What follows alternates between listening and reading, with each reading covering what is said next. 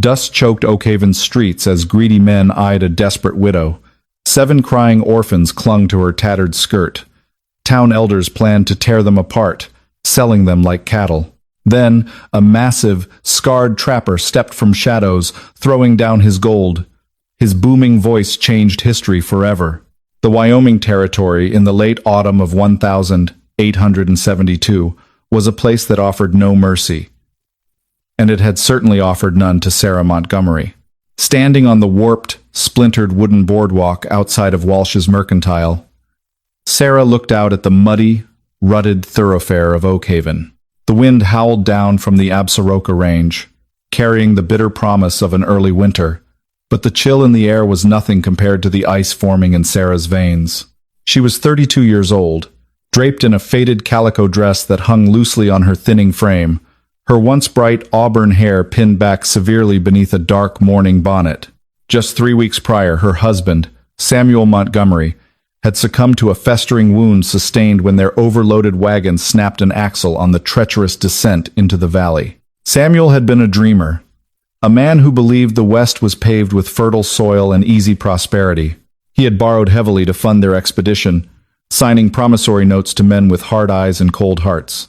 When Samuel died, breathing his last agonizing breaths in a leaky canvas tent on the edge of town, those notes immediately came due. Sarah was left with 0 assets, a staggering debt of $400, and 7 children. They stood huddled around her now, a bruised and terrified flock. Thomas. His jaw was set tight, trying desperately to project a manhood he hadn't quite grown into, his hands resting protectively on the shoulders of his 12-year-old sister, Mary. William, 10, stared blankly at the dirt, while the 8-year-old twins, James and John, buried their faces in the folds of Sarah's skirt. 5-year-old Emily sucked her thumb, tears tracking through the dust on her cheeks, and baby Charles rested heavy and restless against Sarah's chest. Mayor Harrison Cobb, a portly man with a ruddy face and a pocket watch chain that rested on his expansive stomach, stepped onto an overturned apple crate. He cleared his throat, the sound sharp and authoritative, drawing a crowd of cowboys, miners, and local merchants who had gathered for the spectacle. "Citizens of Oakhaven," Mayor Cobb bellowed, his voice ringing over the howling wind, "we are gathered today to settle the estate and debts of the late Samuel Montgomery. As the widow Montgomery has no means to satisfy the $400 owed to the First Bank of Oakhaven and to Mr. Walsh's Mercantile, the town council has decreed that her labor, and the labor of her offspring, shall be auctioned to the highest bidders to satisfy this lawful debt." Sarah closed her eyes, a tremor racking her fragile frame. They were not calling it slavery. They called it indentured contracts. But the reality was the same. She was about to be sold, and worse, her children were going to be ripped away from her.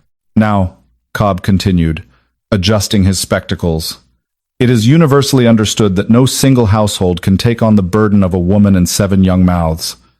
Therefore, we shall divide the lots. Mr. Jedediah Walsh has expressed interest in purchasing the widow's contract for household labor. The older boys will be contracted to the logging camps, and the younger girls—" "No," Sarah screamed, the primal sound tearing from her throat. She stepped forward, clutching baby Charles so tightly he let out a startled cry. "Please, Mayor Cobb, I beg of you, I will work day and night. I will wash laundry. I will scrub floors. I will mend clothes. Just do not take my children. Do not separate my babies." Jedediah Walsh, a thin man with slicked-back dark hair and a predatory smirk, stepped out from the doorway of his mercantile. He chewed on a matchstick, his eyes raking over Sarah with a familiarity that made her skin crawl. "Now, Sarah," Walsh said smoothly, his voice dripping with false sympathy. "Be reasonable. You can barely feed yourself. I'm offering you a warm bed in the back of my shop. A woman needs protection in a town like this. But those kids? They're a liability. The logging camp will make men out of those boys. They are children, Jedediah." Sarah wept, the last vestiges of her pride shattering as she dropped to her knees on the rough wood.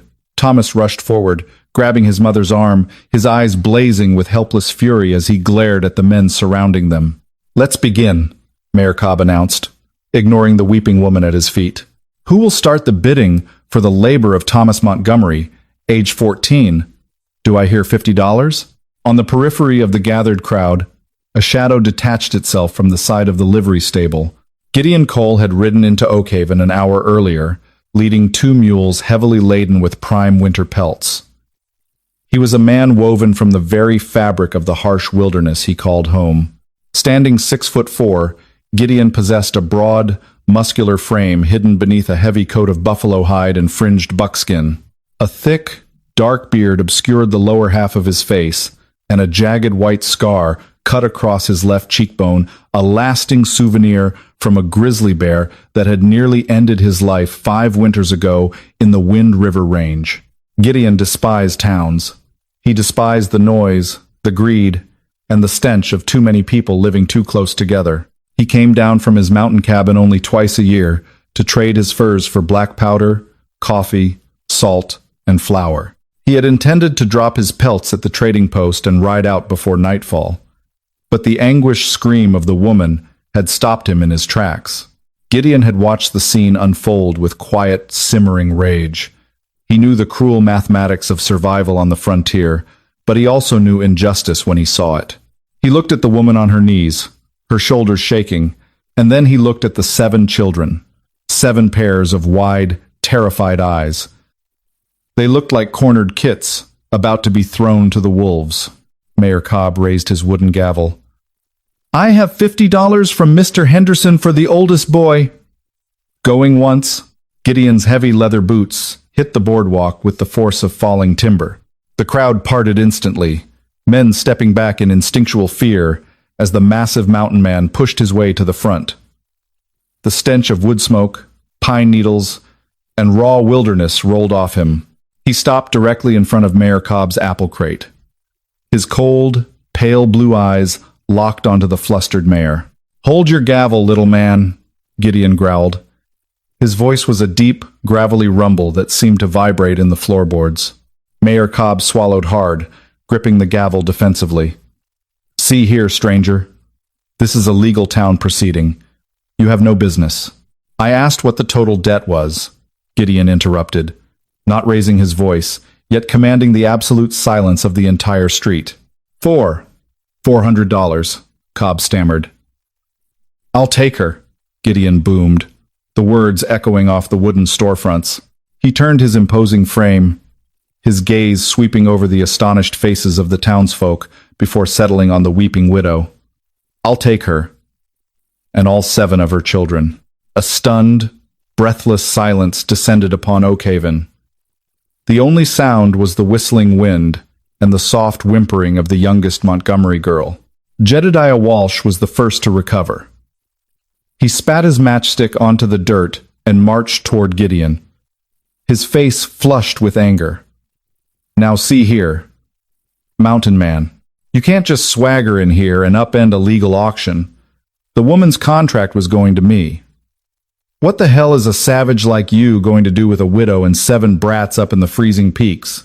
Gideon didn't flinch. He slowly turned his massive head to look down at Walsh. The sheer, terrifying stillness of the trapper made Walsh freeze in his tracks. "I reckon," Gideon said softly, a dangerous edge to his tone, "that what I do with my family is my business. And if you have a problem with it, mercantile man, you can step off this boardwalk and we can discuss it in the mud."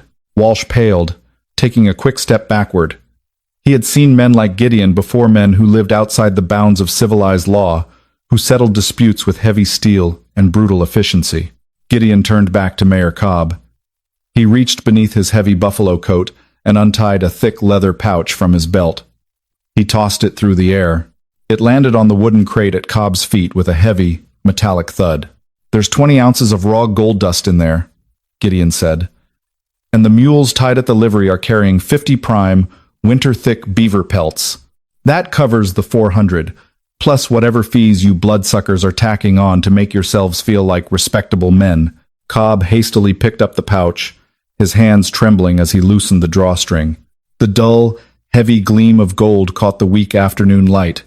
The mayor's eyes widened. This is more than enough. But sir, the law requires a legal bond. Indentured contracts for minors require a guardian of upstanding. Then marry us, Gideon snapped. Sarah gasped, her head jerking up. Her tear-streaked face was a portrait of absolute shock. She stared at the giant towering above her. Marry him? A wild, scarred stranger from the mountains? Gideon finally looked directly at her.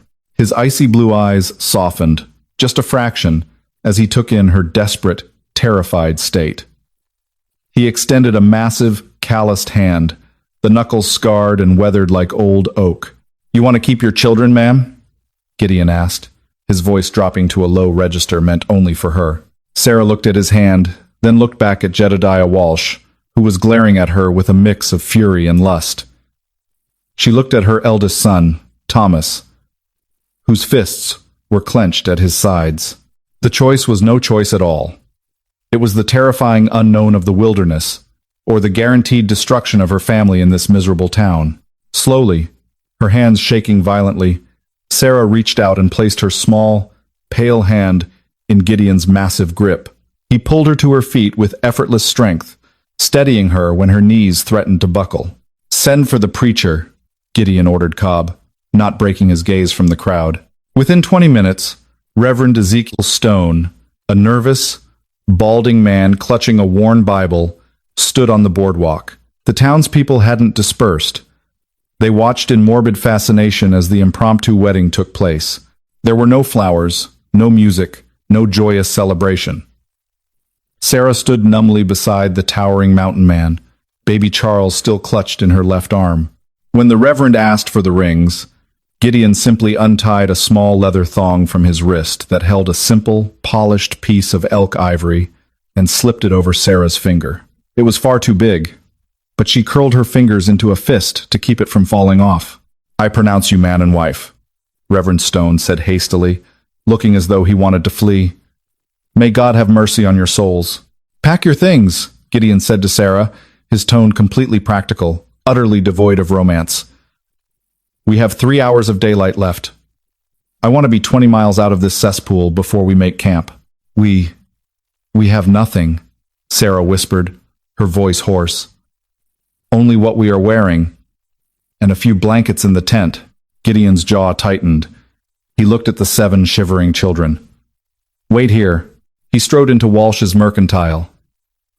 The crowd murmured anxiously. 10 minutes later, Gideon emerged, carrying 2 massive sacks of provisions, flour, beans, coffee, salt pork, and heavy woolen blankets. He dropped them onto the boardwalk. Add it to the gold.